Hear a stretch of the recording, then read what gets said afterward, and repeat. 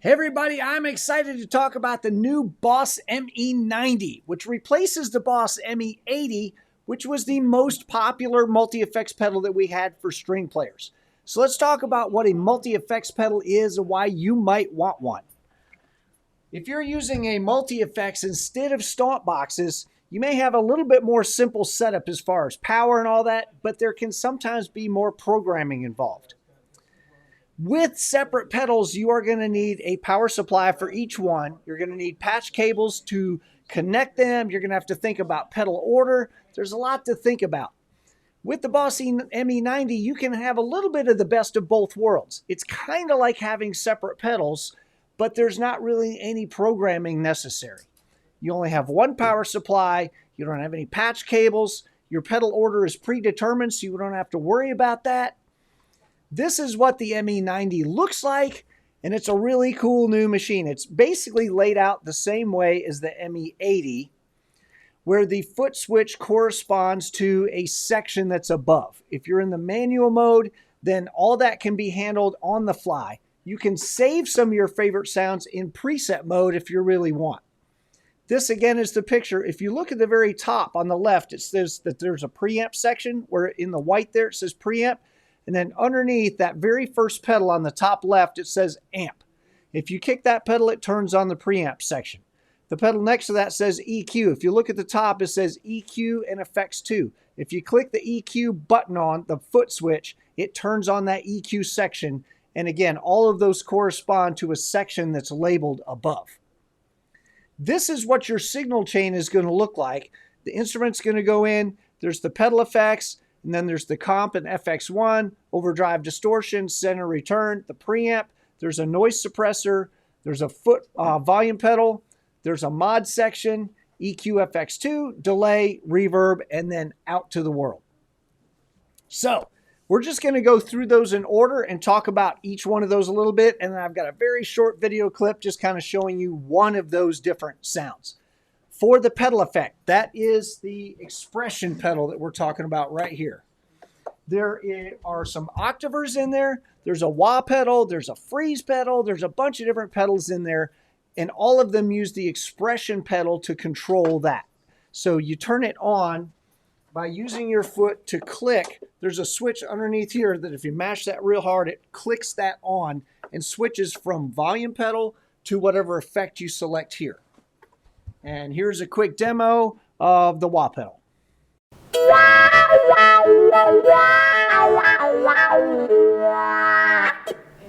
All right, the next section in your signal chain is the compressor and FX1. There's 17 different effects in here. There's 11 that are currently on the pedal, and then if you go into the Boss Tone Studio, you can take that last one and switch it out for one of like 6 more. There's a compressor in there, there's a bend, there's an auto wah, there's a bunch of different stuff. At the bottom of this section here, you can see you use this top knob to select which effect you're going to use. And then these bottom knobs control the parameters for that effect. And they're labeled on there what they control.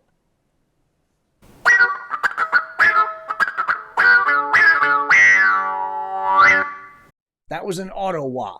The next one in your signal chain is overdrive and distortion. There are 18 different effects here. Again, there's like 11 on the pedal, and then you can go into the Boss Tone Studio, which is the free software that you can download from their website, and you can take that last effect and switch it out for a few more that are sort of hiding in the background. There's boosts, overdrive, distortions, fuzzes. Again, you use the top button in the section to select which effect you're wanting to use. And then these 3 buttons here control the parameters and are all listed as to which one is which.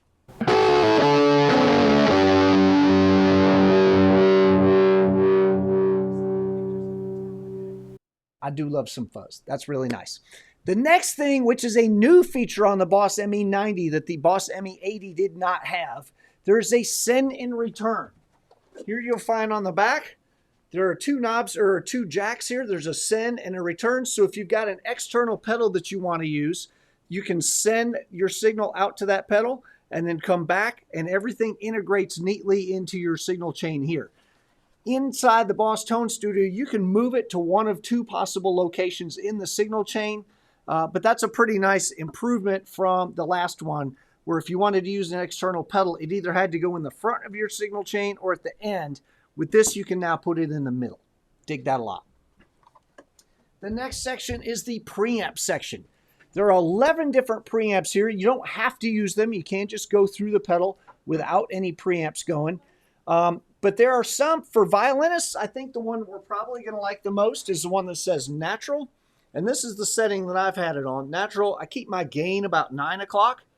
I keep everything else about 12 o'clock, and that's going to give me a really nice sound. With this section, with the preamp section, when that's turned on, you have some choices in the back of the unit. If you look here where it says guitar amp in line, there's a little switch there. If you flip that switch, you will have a cabinet simulator. If you're doing the line out, you will have a cabinet simulator. And if you go to guitar amp out, you will not have the cabinet simulator. So it's just going to be the preamp sound by itself.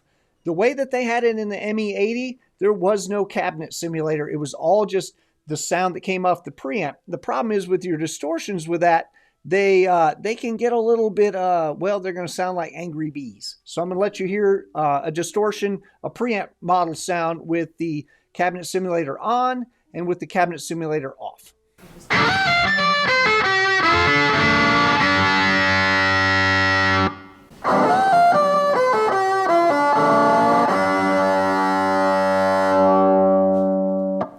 Now, with each one of those preamp settings, they have a default cab simulator that they've loaded in here. So when you select a different preamp, it's going to load a different cab. If you really like your own cabs, you can import those also. If you've got some IR files from cabs that you really like, maybe a 412 greenback or something, you can import those in and then manually select that, hey, I'd really rather use my cab for this thing than yours. And that's fine. You can use the IR loader. It's another free piece of software that's on their website. Now, when you hear IR loader, sometimes a string player's ears will perk up. We can use violin body or cello body impulse responses to give a more acoustic type sound.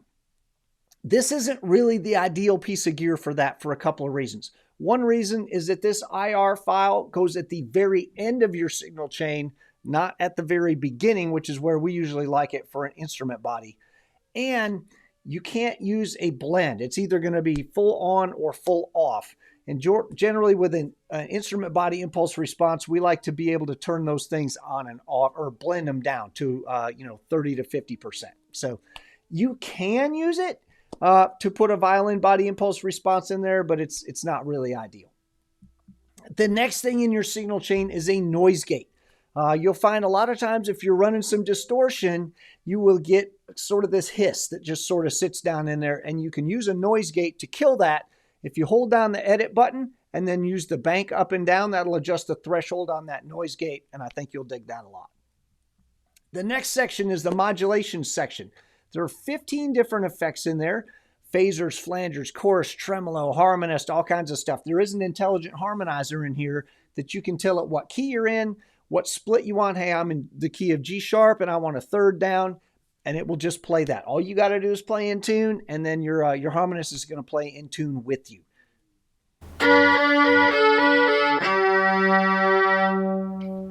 That was a chorus effect that you can find in there. The next one is the EQ and the FX2 section.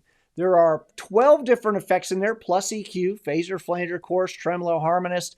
Again, we use the knob at the top to select which effect we're using in that section, and then the knobs below to control the parameters.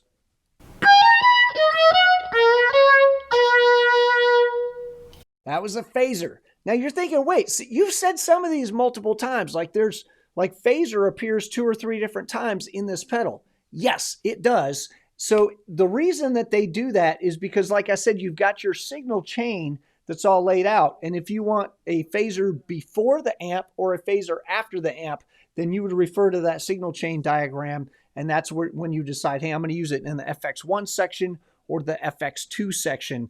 And that's going to help me have a little bit more flexibility in how I route my signals.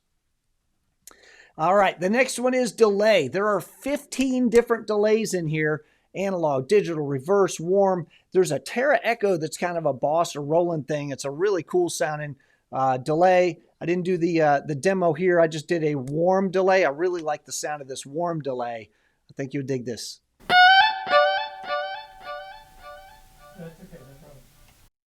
All right, and then the last section on here is the reverb section. To me, this is the only place where this unit kind of really falls a little bit short. I'm kind of a reverb freak, and I would really like to have more reverbs, and I would like to have more adjustable parameters on these reverbs. But I'll say the 3 reverbs that are in there, they sound pretty good. They're just not very adjustable. The only parameter that you can adjust is how much of each of those reverbs there is. And it's kind of a strange dial too. With this reverb dial, this is 0, and then this goes all the way up to full room reverb, and then it goes to off, and then it goes to full hall reverb, and then it goes to off, and then that's spring reverb. So it's a little bit of a weird knob.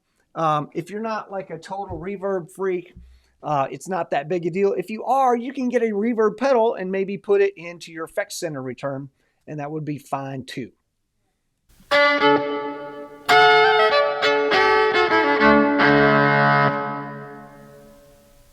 So the unit itself is pretty easy to figure out. Again, I said when we've got this button down here that says mod, if I kick that button, it turns on the mod section. This selects which effect I'm going to use, and this affects the parameters of that. Pretty easy to figure out. Once you find some tones that you like, you can save them. So you can go into preset mode and you can just recall some of those tones that you have so you're not bending down monkeying with the thing all night. But if you would like to do some storing of that, you can get the Boss Tone Studio software that's free on their website. You download it. You can connect to your unit by USB, and you can use that interface on your computer to edit all your sounds. You can import new sounds, export sounds, send them to your friends. You can save them, you can share them, you can create a backup. So if something happens to your unit and you've created a bunch of files or a bunch of sounds that you like, say that your unit gets stolen, you're like, oh no, how am I going to ever recreate all these sounds? You've got a backup on your computer. You just get a new ME-90, download all your sounds onto that unit, and you're back up and running. There's an optional accessory for the ME-90 that was not available on the ME-80. It's called the BT Dual, the Bluetooth Dual, and it inserts into the back here. This little thing comes out, and the optional accessory goes in there, and it turns this thing into a Bluetooth receiver, and you can play music from your phone. You can Bluetooth it through the ME-80 and have it come out. Or you can use the app on your phone, the Boss app, to control your ME-80 from the phone. So if you want to have it, if you don't want to be bending down and doing stuff, you can have your phone on a little stand. You can turn your reverb up and down, whatever you want to do from your phone. That's kind of a cool feature too. It does have a looper function on here. It's part of your delay section.